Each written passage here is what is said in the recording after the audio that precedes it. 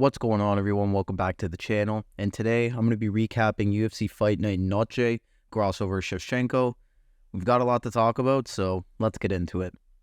So let's start off with the first fight that I was talking about in my prediction video, and that was Tracy Cortez versus Jasmine Vicious. And this was a close fight. I think it's a lot closer than a lot of people are giving it credit for. I had it personally, Cortez won rounds 1 and 3, and I gave Jasmine round 2. So I don't really think it was a 30-27, but as we'll get to later on, the judges were a complete mess tonight, so I'm not surprised. But yeah, Tracy was landing the harder shots on the feet, and she was getting out-grappled, but it wasn't anything crazy, and Jasmine wasn't really threatening any submissions, so I like the decision. Good job from Tracy Cortez, and I think a lot of people are happy about that win, if you know what I mean. Moving on to Raul Rojas Jr. versus Terence Mitchell, and Raul Rojas Jr., great performance from him. He secured the knockout in the first round early on too. Terence Mitchell kind of looked like he didn't know what he was doing there. He was just throwing overhand rights and just really praying for a KO, but didn't come, and it actually went the other way. So Rojas looked crisp, he looked good, and it looks like he went back and worked on his striking, and it showed. So yeah, great win for Rojas. Good for him to get back in the win column, and we'll see who he gets from here. Moving on to the co-main event now, Della Madalena versus Kevin Holland, and this was a great performance by Jack. I mean, I had it 30-27. I think he was just a step ahead of Holland in every round, and this fight went exactly as I predicted it. I expected it to go all 15 minutes. I expected it to be a striking match, and if you're going to stand with Della Madalena for 15 minutes, chances are there's a good chance you're going to lose, and that's what happened to Kevin Holland. I mean, Holland was throwing a lot more, but he wasn't really landing, and Jack was counterpunching really well. He was perfect with his combinations. He would feet to the body, then throw a few upstairs. It was perfect. Perfect performance from Della Madalena, and I'm excited to see where he goes from here. Moving on to the main event now, and this is what I really wanted to talk about, to be honest. Alexa Grasso, Valentina Shevchenko 2. It was ruled a split draw. Now, this is a bigger issue going on in this sport, and that's judging. I think everybody can agree MMA judging is absolutely ridiculous. Mike Bell, one of the judges, as you can see on the scorecard right here, gave Alexa Grasso a 10-8 in the last round of this fight. Now, watching it in real time, honestly, I thought Alexa Grasso was losing that round completely, to be honest, until she was able to get on Valentina's back and do some work with the ground and pound. I thought she was losing. And for the judge to give that a 10-8 is absolutely crazy. Like, it's either rigged judging or he's just completely blind, one of the two. Personally, I had Valentina Shevchenko slightly edging out Alexa Grasso 3-2. I had it Valentina winning rounds 1, 3, and 4 slightly. 4 is the really close one. I think everybody agrees Valentina took 1 and 3, and Grasso took 2 and 5, even though 5 is really close too. But sure, you can give it to Grasso for what she did at the end. Round 4 is the tough one. Some people were saying Grasso, some people were saying Valentina. Personally, I thought it was Valentina who won that round, which would make it 3-2, and we'd have a new champion. But the judges didn't really see it that way. I mean, Mike Bell clearly didn't. He gave a 10-8 in the last round. So, I don't know. It's a weird decision. It's unfortunate for people because a split draw is such an anticlimactic way to end a card like this, but it's what happened. And hey, I even had Grasso winning this fight. I bet on Grasso to win this fight. And even I could say that Valentina looked like the one who won this one. It's kind of unfair to her, but it just brings us back to a whole other issue that's going on in this sport right now. And that's MMA judging. Judging is absolutely the biggest issue in this sport. I mean, you guys know how many ridiculous judges' decisions that have been going on this past year. We've seen it on multiple occasions, and this one was no different. I mean, what is like the incentive to even give a 10-8 round? Like, does Mike Bell even know what a 10-8 round is?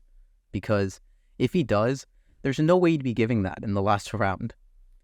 People are saying, yeah, that it's rigged and they didn't want Grasso to lose on this certain night, but come on, man. Like, this is fighting. This is MMA.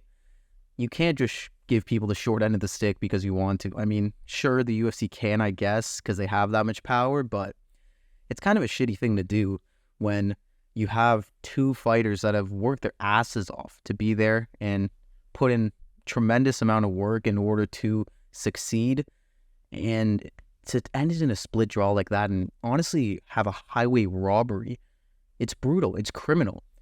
And I think this just leads to a bigger question. Why are the judges not questioned after the fights on their decisions? Give them a press conference. Let people ask them why they decided to do this and that. It would bring a lot more clarity to the situation and allow people to understand what the judges were thinking in that moment, instead of everybody just making their own assumptions and we have issues like this.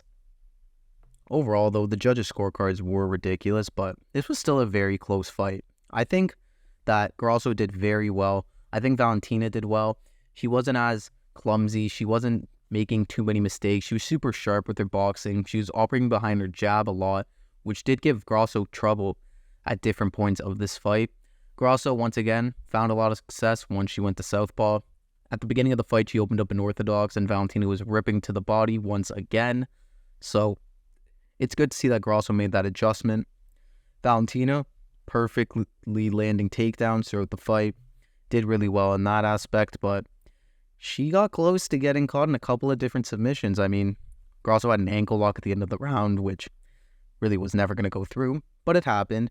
Took her back, tried submitting her on different occasions. So you could see these two are really evenly matched. And this brings the question, what's next for Valentina Shevchenko and Alexa Grasso? So starting with Valentina, I think she should really take some time off after this fight. I know she didn't look horrible, but just take a break right now.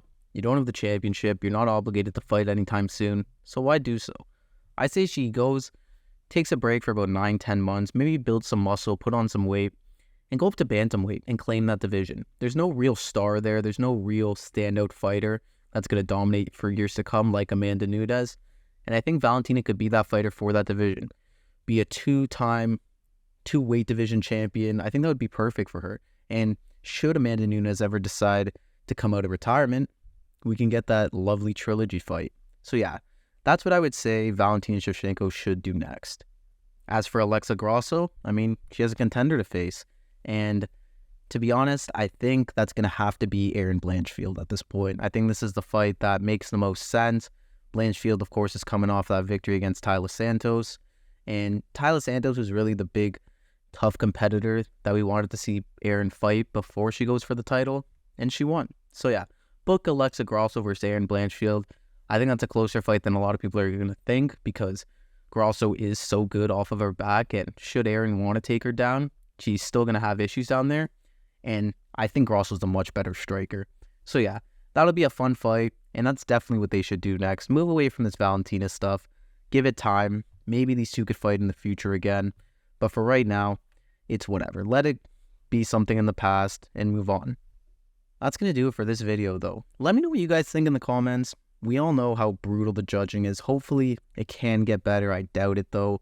And I just hope these guys could start being questioned and start taking some accountability for their actions and actually explain why they went with certain decisions. I think that would make perfect sense, and I don't see why that would be an issue in any way.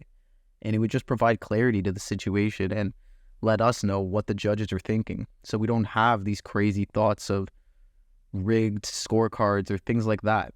It would just make a lot more sense, because honestly, after a decision like that, it kind of does just feel rigged, to be honest. But yeah, let me know what you guys think.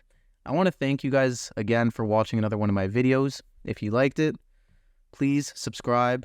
That would make my day, to be honest. And yeah, stay tuned for some more prediction videos. We got Fazaev and Gamrot coming up this week. That's going to be a hell of a fight. So yeah, prediction video will be up for that, and I also have another video planned for this week that I think you guys will like. So yeah, once again, thank you for watching, and I'll see you in the next one.